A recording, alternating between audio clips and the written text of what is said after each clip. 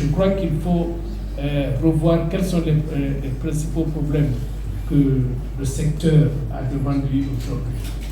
La situation dans laquelle nous vivons. Premièrement, c'est un déficit d'investissement de 30 ans. Pendant 30 ans, il n'y a pas eu d'investissement dans le secteur de l'énergie, de Garafiri à Kaleta. 30 ans, une trentaine d'années, il n'y a pas eu d'investissement.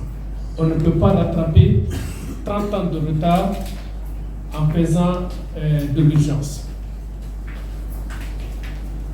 Les problèmes d'accès à l'électricité aujourd'hui, quand on ne l'a pas, c'est une urgence, il faut essayer de régler, il faut changer un transformateur, il faut faire ceci, il faut faire cela. Non, ce n'est pas possible. 30 ans de retard dans un investissement a besoin d'un gros programme d'investissement pour pouvoir le rattraper, si jamais on peut le rattraper. Donc c'est cette situation que nous vivons aujourd'hui. Ensuite, nous avons une vétusté des installations et des infrastructures.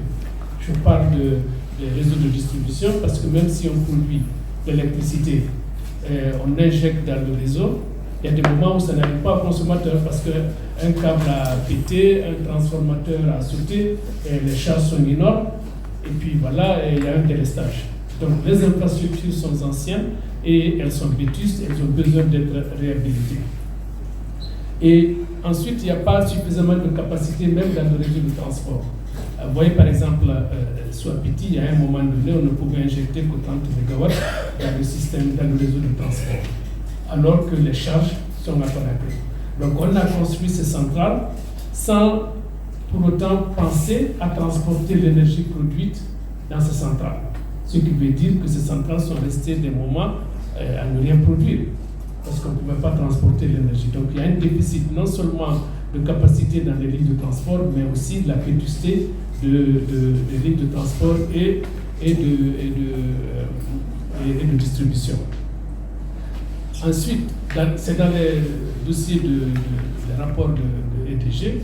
Aujourd'hui, vous verrez que le coût de revient, la production d'un kilowattheure, le coût de revient est 3 fois supérieur au prix de vente. Alors, comment est-ce qu'on peut avoir un équilibre pour cette entreprise?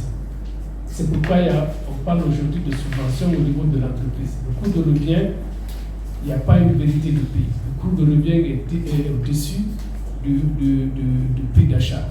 Et 80% de la clientèle de EDG, cette clientèle est facturée au forfait.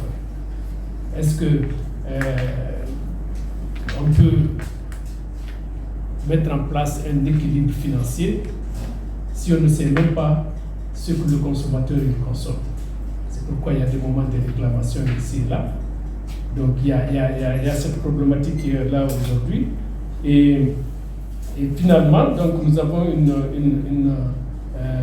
un déficit financier au niveau de l'EDG, avec comme conséquence une subvention qui est donnée à EDG pour pouvoir fonctionner.